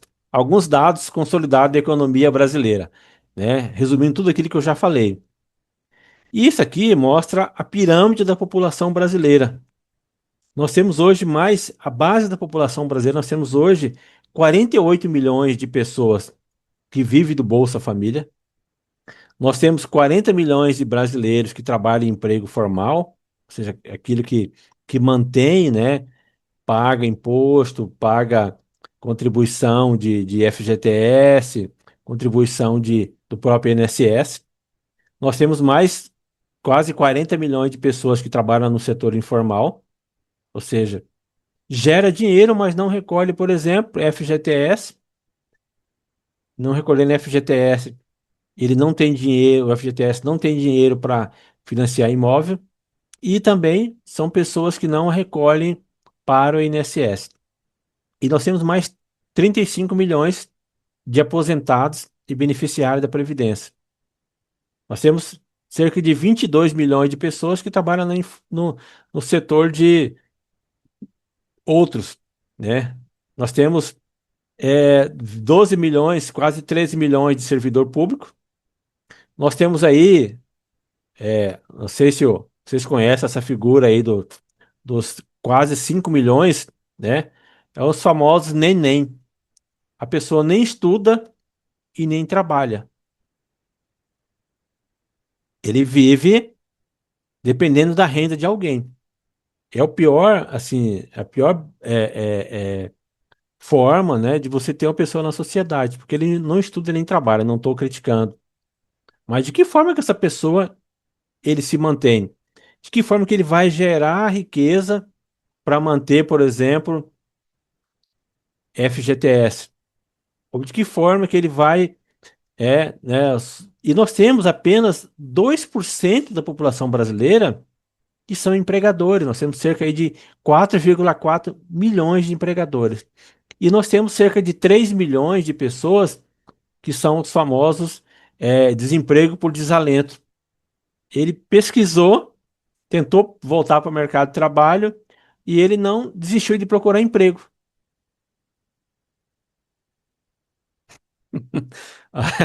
O que ele está dizendo aqui que é o famoso Zé Preguiça, né? É, tecnicamente é o famoso neném, tá? Nem estuda e nem trabalha. Né, deixo só um desafio para vocês. Como é que a gente vai sustentar esse país em médio prazo se a gente tem mais pessoas vivendo de Bolsa Família e menos pessoas de carteira assinada e menos pessoas em atividade produtiva? É um país que está, né, fadado ao insucesso. Por outro lado, esse é um dado da CNN, eu peguei isso ontem. Ele traz, né, dados de taxa de juro real do mundo no mês de março agora. Ele pegou, fizeram um corte, mês de janeiro, isso foi atualizado agora com fonte do Banco Central, essa consultoria MoneyU, e trouxe, né? O Brasil só perde para a Turquia. A Turquia tem uma taxa de juro de 10,38, juro real, já descontado inflacional, inflação 10,38. E o Brasil tem uma taxa de juro de 9,51. E aí, se você pega os países mais desenvolvidos, os países da Europa, a gente tem a França, uma taxa de juros de 0,76, Estados Unidos com uma taxa de juros de 0,68, né? Portugal com uma taxa de juros de 0,11. E a gente tem países com taxa de juros negativa. A gente tem a Nova Zelândia, nós temos o Japão, tem o Canadá. Ou seja, como é que a gente vai gerar riqueza, gerar crescimento econômico se hoje a taxa de juros nossa está alta? E por fim, quais são os cenários para os próximos anos? E aí é o próprio Banco Central. Essa é a fonte do Banco Central. Não é o professor Carlos que está dizendo isso. Eu fui lá na fonte do Banco Central e trouxe o IPCA, o índice de preço de custo amplo, né? A previsão é fechar esse ano em 4,31, ano que vem em 3,87. O PIB deve crescer esse ano 1,85, ano que vem também o mesmo crescimento. A taxa de câmbio continua alta, o dólar deve se manter em torno de 5,40, tanto 2026 como 2027. E a taxa Selic deve, segundo previsão do Banco Central, deve chegar a 12,5% até final do ano e 10% para ano que vem. Isso aí são cenários de previsão. Volto a dizer, tudo isso passa por eleição. Esse é um ano de eleição, de Copa do Mundo, de inflação ainda em alta, né? Então, assim, é nesse cenário que nós estamos. A gente vai deixar de produzir? Não, nós vamos correr atrás. Que mesmo com tudo isso que nós tivemos, olha, o crescimento econômico dos estados, pegando os últimos 20 anos.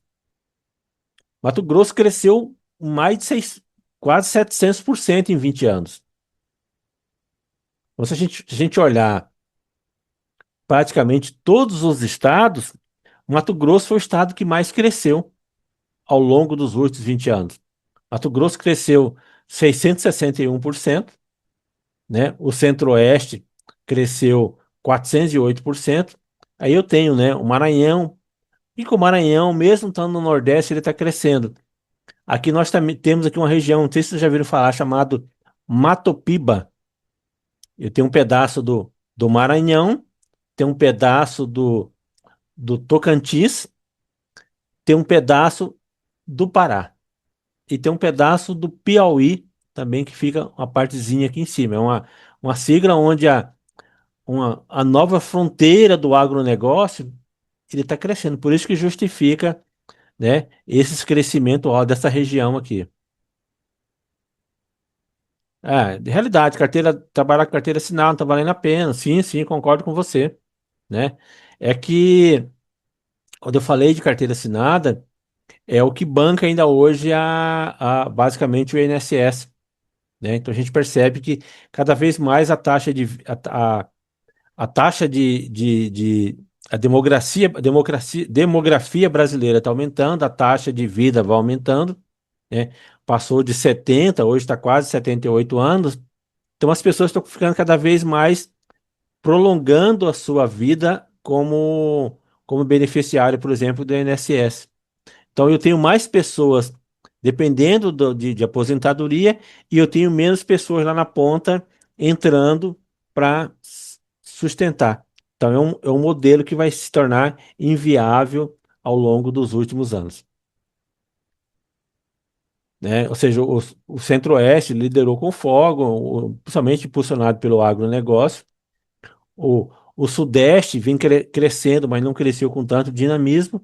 Ou seja, nós estamos numa região que mais cresce. E lembrando, né, Mato Grosso, a gente tem duas grandes ferrovias, está cortando o estado, né, nesse sentido aqui. Vai ter uma outra ferrovia no sentido contrário. E tem a estadualização da rodovia 163. Hoje ela foi estadualizada, deixou de ser uma rodovia federal, ela é do governo do estado e ela vem sendo totalmente duplicada. Então, assim, é um dos estados que vocês começam a perceber que mais vem tendo crescimento. Agora, por outro lado, né, 80% das famílias, mais da metade da população da família brasileira tem um endividamento altíssimo. E o Brasil deixou o top 10 das maiores economias do mundo. A Infomoney saiu agora de 25 para 26. Nós estamos, né? Perdemos o posto entre as 10 maiores economias, estamos em 11º, caindo para 13º. Então, essa é a classificação do Brasil em relação a outros países. E por fim, né? Um infográfico que mostra de como é que a guerra no Golfo Pérsico, como é que ela vai impactar, como é que o preço do barril do petróleo ele vem impactando nos outros países. Não vou entrar em detalhes, só trouxe a título de curiosidade para vocês darem uma olhada depois nesse slide. Nós já falamos de cenário econômico atual, queda da taxa Selic, né? O mercado imobiliário terminou um 2025 histórico, deve crescer 10% em 2026. A inflação está controlada e impacto da taxa Selic no financiamento imobiliário, né? Se a taxa Selic, a tendência de 26 ela cair, vai reduzir os juros e vai aumentar também o poder de compra do cliente. E por que esse ano é um ano de oportunidades? Os estudos apontam que tem uma alta demanda de compradores. Os últimos 5 anos aí com a taxa Selic alta, ficou, ficaram famílias e ficaram empresas querendo investir, mas com dificuldade de investimento. Então a gente espera que 2026, 2027 isso aumente o poder de compra, cai a taxa Selic e a tendência também é de cada vez mais ampliar, por exemplo, Minha Casa Minha Vida, né? E voltar ao financiamento médio de alto padrão. E por outro lado, tá havendo também a reforma tributária, ela vai impactar os aluguéis, vai afetar a realidade para quem tem imóvel alugado, e a tendência é de reduzir um pouco de imóveis alugados e esse dinheiro ser impactado como compra e venda de novos imóveis. E por fim, né, a gente percebe que a economia estabilizando, a taxa Selic caindo, e isso vai também ter um retorno muito fortemente para vocês que estão no dia a dia vendendo imóvel. E por fim, eu trago como leitura, se alguém tiver interesse, eu tenho um livro, eu sempre gosto de ler, já estou lendo ele pela terceira ou quarta vez, é Por que que as Nações Fracassam. É um livro de 400 páginas, então vale a pena você fazer um compromisso com você mesmo de ler aí 5 páginas por dia, né? Ele é um livro que foi escrito por dois economistas americanos e eu trouxe o link dele aqui, ele já tá em PDF, é um livro que já está gratuito, e eles ganharam o Prêmio Nobel de Economia do ano passado. Então vale a pena você dar uma lida. E não vou dar spoiler do livro, mas o que que eles tentaram entender? Por que que tem países que crescem mais do que os outros, né? Por que que, por que que determinadas regiões têm um crescimento maior em relação a outras? E eles estudaram, fizeram um estudo de caso, e eles pegaram a região de Nogales. Nogales é uma cidade que é basicamente dividida. Tem um lado, o lado sul de Nogales, ele pertence ao estado do Arizona, nos Estados Unidos, e o lado norte de Nogales pertence à região o estado a região do México. É a mesma cidade dividida, e eles fizeram a pesquisa para entender por que que a região americana cresceu e a região mexicana não cresceu. É questão cultural, é questão de estudo, é questão política. Então, assim, vale a pena, se vocês tiverem interesse em investir na qualificação de vocês, ler esse livro, né? Por que que as nações fracassam? Ele estuda um pouco a origem do poder, da prosperidade e também por que que o ciclo da pobreza e como é que isso vale a pena você dar uma lida, porque para entender um pouco de como é que a gente está passando isso no Brasil. E por fim, dois grandes economistas que eu recomendaria, que eu gosto muito de ler. Nós temos o Adam Smith, que ele escreveu em 1759, ele escreveu um livro dele chamado A Mão Invisível do Mercado, onde ele defende que o Estado cada vez mais ele tem que regular menos a economia. Aí a gente pega a economia americana, a economia inglesa, a economia canadense, eles se baseiam na teoria de Adam Smith, que o mercado se autorregulamenta. E a gente veio em 1936, um outro economista também famoso, e muito famoso aqui no Brasil, o John Keynes, que ele formulou uma teoria dizendo que não. A teoria econômica, né, que no livro chamado Teoria Geral do Emprego e da Renda e da Moeda, de que o Estado precisa cada vez sim intervir na economia para regular. Então são duas grandes correntes econômicas que serve para você entender um pouco por que que esse país nosso ele vive esses ciclos, né? Por que que a história se repete? A gente sabe que a história no Brasil se repete. Agora, nós não precisamos cometer os mesmos erros. É isso que chama a atenção de vocês. A gente sabe que a gente tem alguns ciclos de alta e baixa, de inflação, de economia, de taxa Selic, de crescimento econômico. A gente não pode deixar que os mesmos erros de 2006 ou de 1989 e 90 ele se repita e afete a nossa vida no dia a dia que a gente está começando a perceber. Pessoal, é isso, né? Agradeço a paciência de vocês, quase 2 horas, a gente quer encurtar, mas tem assunto que acaba se estendendo um pouco mais, né? Lembrando que esse material ele é produzido por mim para uso exclusivo de vocês, então vocês podem usar para fins de vocês, mas assim, ele fica restrito a vocês. E eu desejo sucesso na caminhada de vocês, que é esses breves conceitos de economia, de mercado financeiro aplicado a transações imobiliárias, ele possa servir para que vocês tenham desempenho no mercado de trabalho. Estou à disposição. Alguma dúvida ainda, algum questionamento, ou aqui, ou manda um WhatsApp depois. Fique à vontade, eu espero que eu tenha contribuído para que vocês se sobressaiam no mercado de trabalho.